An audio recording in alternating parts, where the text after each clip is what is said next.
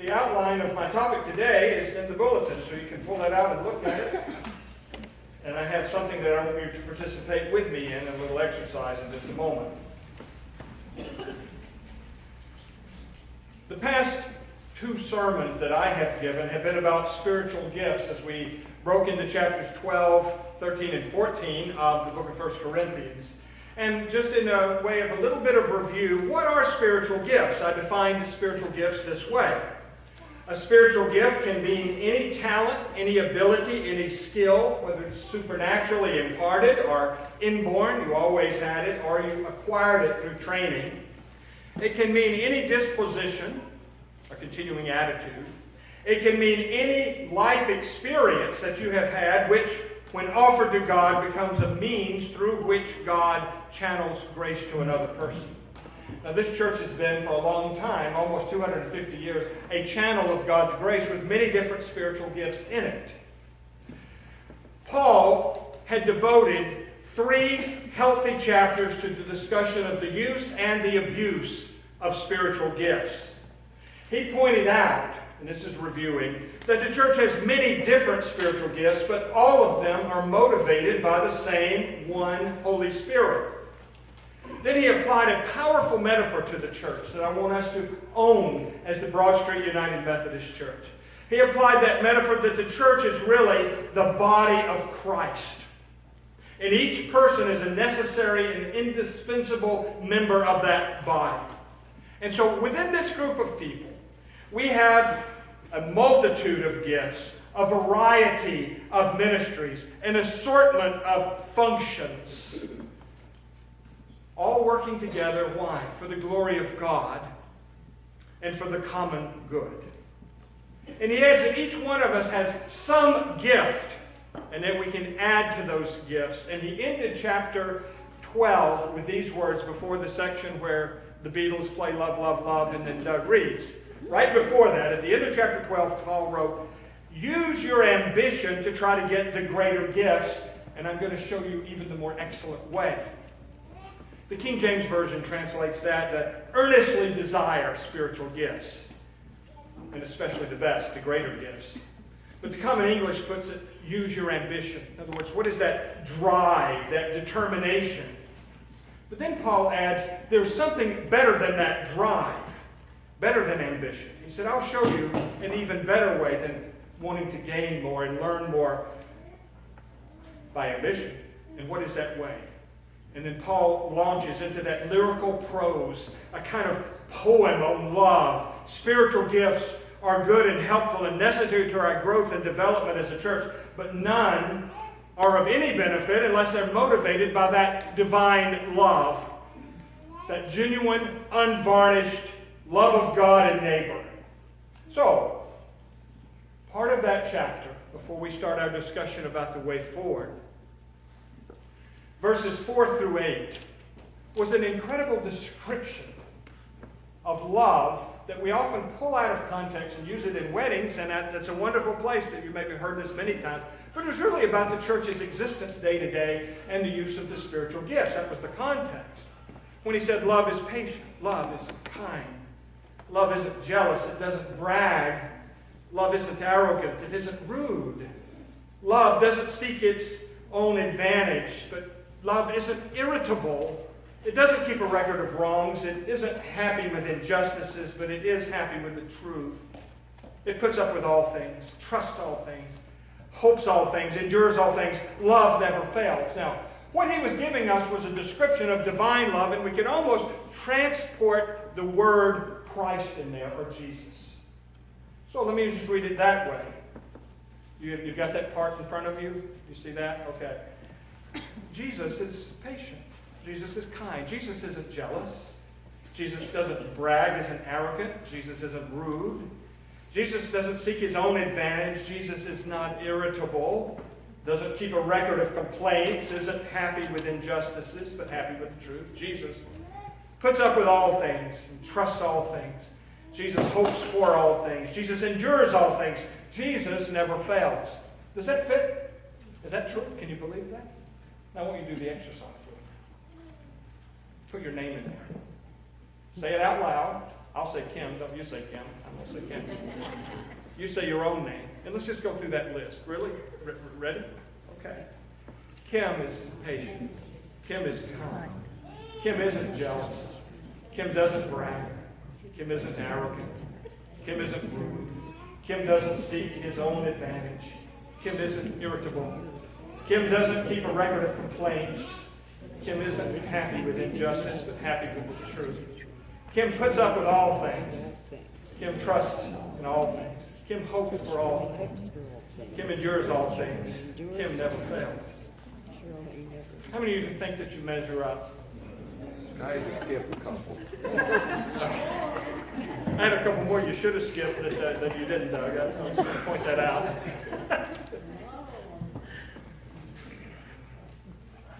I'm glad that this morning that our text was the lesson for this Sunday. Because we hold difficult conversations every now and then as a church. And a mature group can do that if we practice this kind of love. If we know the importance of love and are willing to discuss in loving ways, measuring our words, because I'm going to be bringing a brief report on the way forward, and I want us to listen to it. This is information. Some people have got the wrong idea that we're here to discuss and put somebody down or vote or something. It's nothing like that. We're just simply going to have a report. So I want to give you a little bit of word about it. On January 24th, just a few weeks ago, I attended a mandatory meeting of Bishop Scholl that he called for all the clergy of Greater New Jersey. And Bishop Scholl urged all of us to talk about the way forward. That may be completely unfamiliar to you. I don't think our stress level here at this church is very high. He wanted us to bring it to our congregations because we want to offer, as United Methodist clergy, accurate information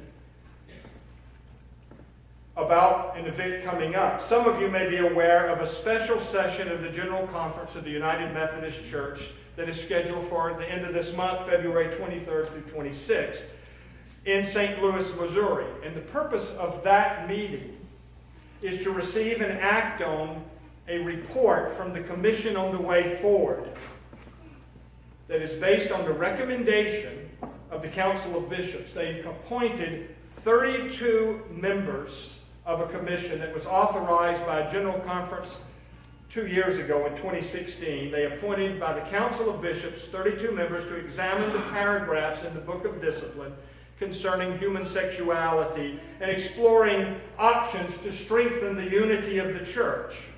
So let me add just a little background about that so you know what I'm talking about. The report relates to language that presently exists in the Book of Discipline concerning gays and lesbians in terms of the inclusion or exclusion from ordination into ministry and the performance within United Methodist churches of same-gendered marriages. Let me state that our policy here at the Broad Street United Methodist Church has always, since I've been here, been open hearts, open minds, and open doors. Gays and lesbians are part of our congregation. They are children of people and siblings of people in our congregation. So, more than 8 years ago, when I was still in Taiwan, and Pastor Finch was the pastor here, the district superintendent, Bob Smith, said he's going to appoint me to this church, but I couldn't come over very easily from Taiwan and have a meeting with our SPRC. So he set up a Skype session where we could see each other in my office now, but I was in an office in my home, actually, in Taiwan. And that was one of the concerns that some of our people had from the Staff Pastor Relations Committee, was to say, what is your position about homosexuality? We don't want to hurt people in our congregation. And I think my answers were okay because I'm very open and very accepting because of some of my own story that I want to tell you about later. That was the position that this SPRC wanted to guard and be sure no one comes and disrupts and becomes an exclusionary force or a judgmental force or somebody who's critical and harms people that are part of this congregation. And so let me assure you from right now, nothing will change about that. It doesn't matter what they vote in February 23rd through 26th. because this has been our congregation's decision. What I'm reporting today concerns the General Conference, that special session that's coming up, because I want to not let you get the information through the internet, because it is so much bad stuff there that is inaccurate and wrong and hateful. Why are we discussing the way forward at this point? Well, going back to the 1960s was the beginning of a rise of the LGBT. Does everybody know what that means? LGBT, lesbian, gay, bisexual, and transgendered awareness. Started in the 1960s. It's not that the issue started before then, but it came to the forefront because people in our country were beginning to address issues of harassment, bullying, exclusion from many in the workplace, fair housing, exclusion from education, unjust criminalization of lesbians and gays. There was a new awareness of sexual orientation. People don't just simply choose to do something. They are either born that way or become that way very early, and it's very deeply ingrained. So that awareness of sexual orientation, and then among them are, because of social exclusion, was a high rate of alcoholism and a high rate of suicide. There were kids that, because they were gay, got thrown out of their families onto the street. I know some of these stories. Many were having to live in secrecy, afraid of public exposure, being outed. They could lose their jobs. They could lose standing within their churches. They could even lose the love of their family, which is really sad. But the United Methodist Church in 1972 added language for the first time that was included in our Book of Discipline, which sadly was excluding lesbians and gays from ordination, and it was prohibiting same-gender marriages being performed by United Methodist clergy and within United Methodist churches. The language of that has been, it's only 2 or 3 clauses in the entire Book of Discipline. That language has been challenged every 4 years at the General Conference. Now, General Conferences since 1972, every 4 years, have all entertained petitions to remove this language because many find it discriminatory and no longer reflecting the present position that they hold. But the vote has been consistent to maintain a traditional position, and hence the language continues in the Book of Discipline. That has been ever since I've been here. So I can tell you, no matter what happens, it's not going to change our practice within this church. The divide has become a bit more pronounced between the left and the right, conservatives and traditionalists, and more fundamentalist Methodists, and the more liberal and progressive Methodists, due to certain factors. First of all, the United Methodist Church is growing, especially abroad, outside of the United States, and about 49% of the constituency of United Methodists. We're not an American church only. We're a church that serves all around the world. Stephanie and I served as United Methodist missionaries abroad in other countries. About 49% of United Methodists are outside of the United States. United Methodist churches are in Asia, they're in Europe, they're in Africa. Many live in very conservative and traditional societies where homosexuality is treated as a crime punishable by death or long imprisonments. This was true in this country too, until not all that long ago. It was decriminalized. Among the United Methodists in the United States, some very conservative movements also arose and galvanized into strong voting blocs. Whenever there is social disintegration, there's confusion, there's a little craziness going on, there is a factor in many of us that we tend to want to be very, very conservative. And that's going on. So that formed a strong voting bloc. So the controversy essentially centers around the interpretation of certain scriptures in the Bible. Certain Bible passages that we all treasure and that we continue to struggle with as how are we to apply those things in the here and now in the 21st century. A General Conference in 2016, 2 years ago, the next one will be 2020, In 2016, they tasked the Council of Bishops to appoint a special commission to examine the church's position and create some kind of way forward so that we can move together as a denomination that already holds a diversity of viewpoints and commitments. We're a big church. In America, we're the second largest denomination. Worldwide, we have lots of constituency. And the commission developed 3 alternative plans that the delegates to our General Conference, which are 8 in New Jersey, the Greater New Jersey Conference, there are 8 delegates, 4 clergy, 4 laity that were voted on in 2015.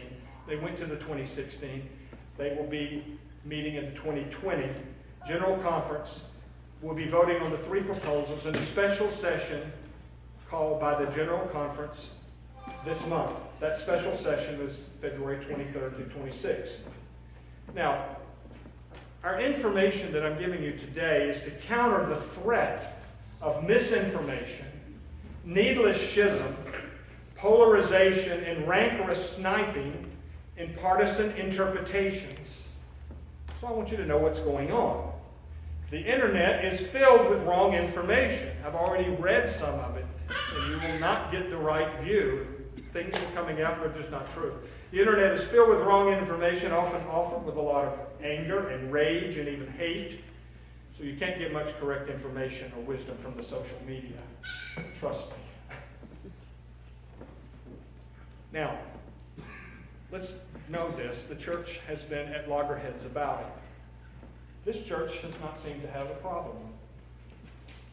This church is very accepting, open hearts, open minds, open doors. Nothing will change. So I beg you to not let your heart be troubled. The United Methodist Church has often been embroiled in all kind of conflicts and disagreements, wrestling over Scripture and how we're to get along in this world. You know, one of the reasons I wasn't born a Methodist, I was for 6 years, and I was taken from a Methodist pew and put into a Pentecostal church, where I served even a Pentecostal church as a pastor for 8 years before I came up to New Jersey. So I haven't always been Methodist, but I chose it. I chose it because this is a church that keeps every issue on the front burner. There's nothing we sweep under the rug and don't talk about. So, let me offer just a litany of issues that the Methodist Church has weathered for good or bad over 250 years of its existence. And some of you who've been around this church for a long time will know that this church has been embroiled in different conflicts. Somebody's telling me that just yesterday, or day before, yesterday, that they remember when there was going to be a square dance in the church. And that got shot down, right? Were you here when that happened? Oh, yes, I was. That's kind of a minor issue, isn't it? No sense. But did you realize that when the foundation of our country in 1776 occurred, not all Methodists wanted to be broken from England? Do you know who didn't want us to break from England? John Wesley, the founder of Methodism. So there was a conflict right there of Tories who were Methodists, and some of the Methodist ministers got tarred and feathered because they sided with King George. Did you know that? So the Methodists were all united in that. The Methodists then later decided to break with the mother church, the Church of England, and become the Methodist Episcopal Church. That happened in only 1784. This church formed as a Methodist Episcopal Church in 1788. We were already a Methodist society since 1770, so we have deep roots here. Have you ever thought about the turmoil that the churches went through, those of you who lived through this, the Civil War? I know a few of you are still here. That was a country divided, and it divided the church, and it even divided so much they broke away, so you had the Methodist Episcopal Church South and the Methodist Episcopal Church North. Did you know that was an issue? Slavery in our church. John Wesley sided against slavery. The Southern churches fudged. Did you know that women's rights and women's suffrage and the right to vote, there was only one in America in 1920? That divided the Methodist Church. Did you know that the Methodist Church, as soon as the women got the vote and they voted for prohibition? Methodists led in prohibition, and a few years later, when they found out the only thing worse than unprohibited liquor sale was prohibited liquor sale, so the Methodists led in reversing that decision. Do I hear amen? Amen. I don't know if you realize it, but there was a real difficult time in the Methodist Episcopal Church for the beginning of the ordination for the first African American. They didn't want African Americans who were welcome to be part of the church to actually be ordained ministers. That was a struggle. The ordination of women in the Methodist Church. We've put Sarah Ford, we've put, what is her name? We put Claire Ford, but I was thinking of who? Helen Rainier. All have been sent out of this. But did you know they were only able to be ordained since May 4th, 1956? The Nazarene Church, which is also Methodistic, they had 20% of their ordained clergy in the 1900. Did you know desegregation and civil rights was another issue that divided Methodists? Did you know that Methodists have been on both sides politically, or many different sides, about the numerous foreign wars that America has been involved with, including World War I, World War II, Vietnam, Afghanistan, Iraq? Methodists have not all been of the same mind about those things.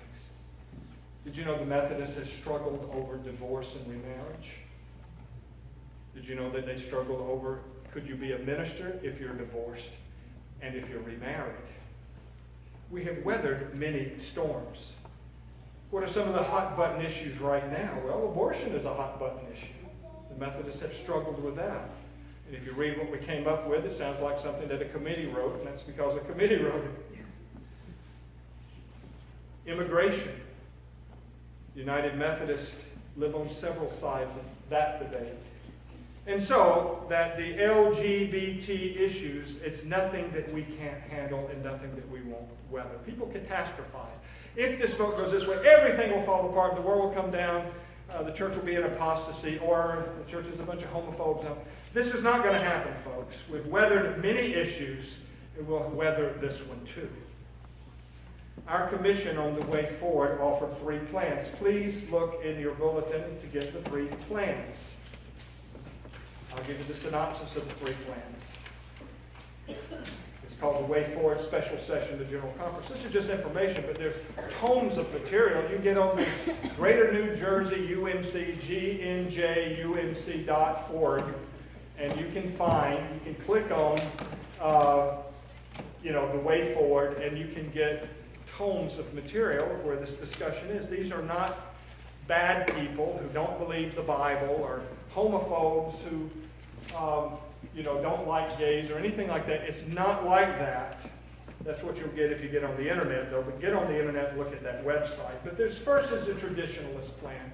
The conservative elements, and especially those from Africa, from Asia, and a contingency of conservatives in the United States of America, would like to maintain the language that we have been under since 1972. They wanted to strengthen the language and force bishops to bring people to court, ecclesiastical court, and exclude them if they violate the discipline. People have violated the discipline. But the Judicial Council ruled that you can't add those extra clauses. It's basically to swear an oath, okay, not to do that. But that would maintain the language, and that's what we already have. So that's one issue. The second is called a connectional conference plan. In brief, it's to say each church would decide different conferences. We'd have 3 simultaneous conferences instead of 1 New Jersey conference. It'd be 3. You could be on the left, you could be on the right, or you could be in the middle. Nobody really wanted that plan, but it was a plan that was put forward to say different conferences. Each church can decide what they do. The third plan is called the One Church Plan. One church meaning let's maintain ourselves as United Methodists under one umbrella and put it in a local setting. There are people in churches who would not want to have a gay clergy, and they would not want same-sex or same-gender marriages performed in their church. Let that congregation decide. It would be decided on a local level. There are bishops who might not feel comfortable appointing gay people. Let them decide, and the Board of Ministries decide those things. There can be ministers who will say, I don't feel comfortable myself doing a same-gender marriage. Let them decide. 90% of the bishops voted for this one, but the bishops aren't the ones that really do the final vote. The bishops can only recommend, so that's the one that they're recommended. So that's the 3 plans. People might want to know where I'm at on the issue. In my earlier days, I was much more, let's stick to a law, let's not ordain gays, let's not marry gays, that's not real marriage and this sort of thing. But in my own journey, I have changed a good bit. And it happened with relationship with gay and lesbians. I pastored a church. I was the education director of a church in Atlanta, Georgia. It's a huge church. I had 2,000 people there, and I had 170 teachers that I was managing in a Christian education department, just teachers alone.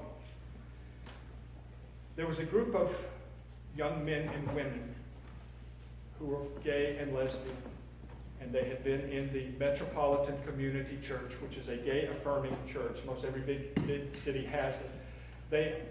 They all came to our church at one time because they were wanting help and healing and acceptance. They wanted to have meetings, and they were looking to try to change. Our church took them in, warmly welcomed them, and assigned me to be the pastoral liaison to these men and women.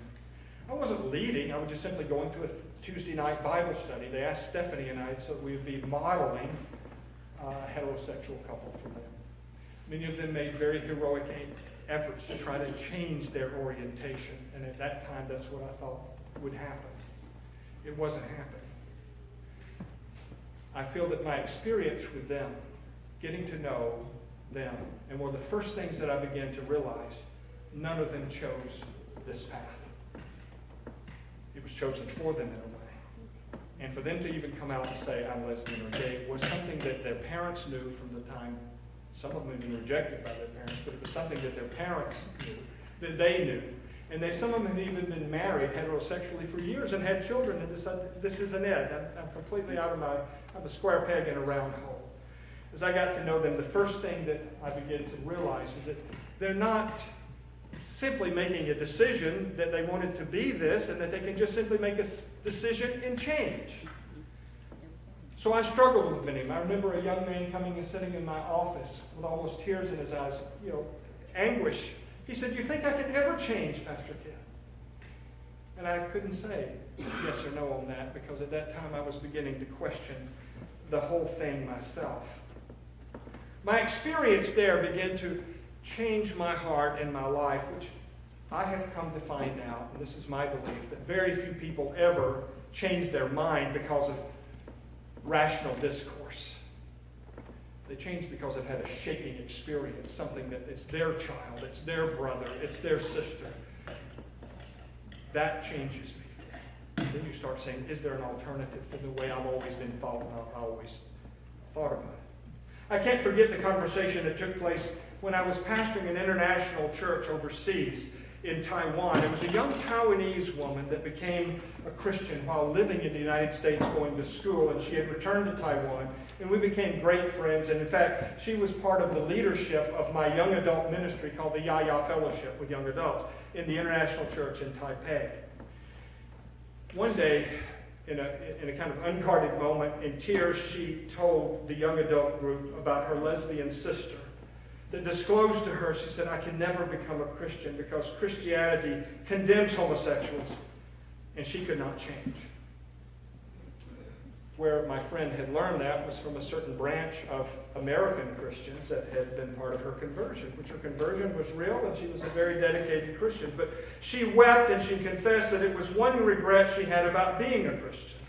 She loved her sister and totally accepted her, but found the church a place either silence about it or in condemnation. Her concerns were not academic, they were visceral and personal. I have gay friends who are ministers. I have gay friends we fellowship together. I have gay friends that I have spent time with them and had dinners and lunches and friendships that go way back 30 and 40 years, people that I know something about their personal struggle. These things have changed my own position. If you want to know where I am, I wasn't always where I am now, but if the church made the decision to remove the language, and I'm for removing the language. If some gay couple asked me to marry them, I would do it in the same way I would do it for a differently gendered couple. I don't do it now because the discipline says I can't, and I keep the discipline. But as I've told our class when we studied the social principle, there's nothing in the Methodist discipline, and when I was taking my vows of membership, that ever said that without mental reservation, I agree to all of this stuff.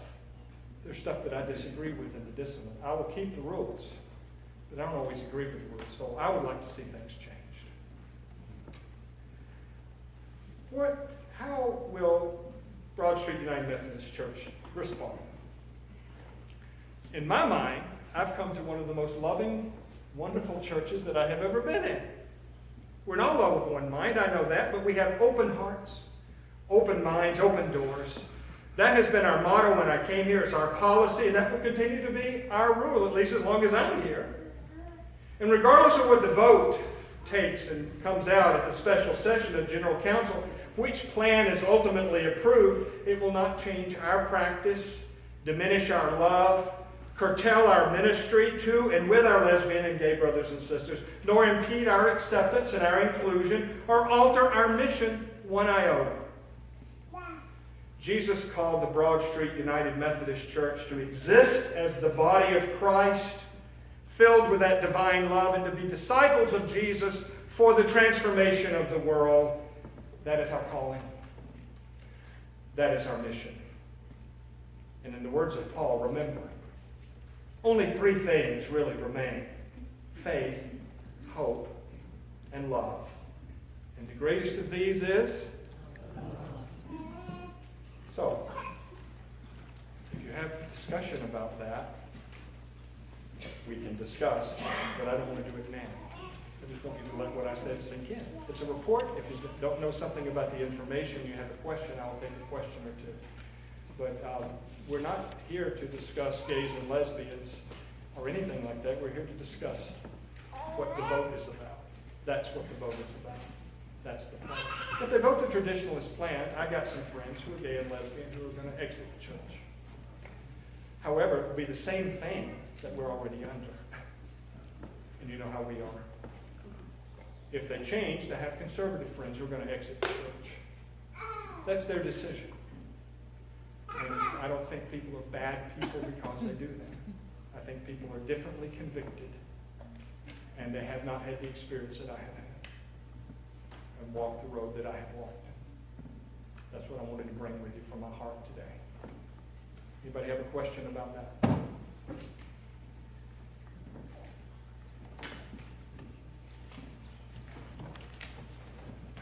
Well, everybody's in stunned silence. You want my phone back so you can play the Beatles?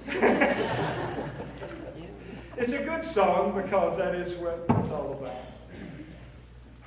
Jesus said the first and greatest commandment is simply this.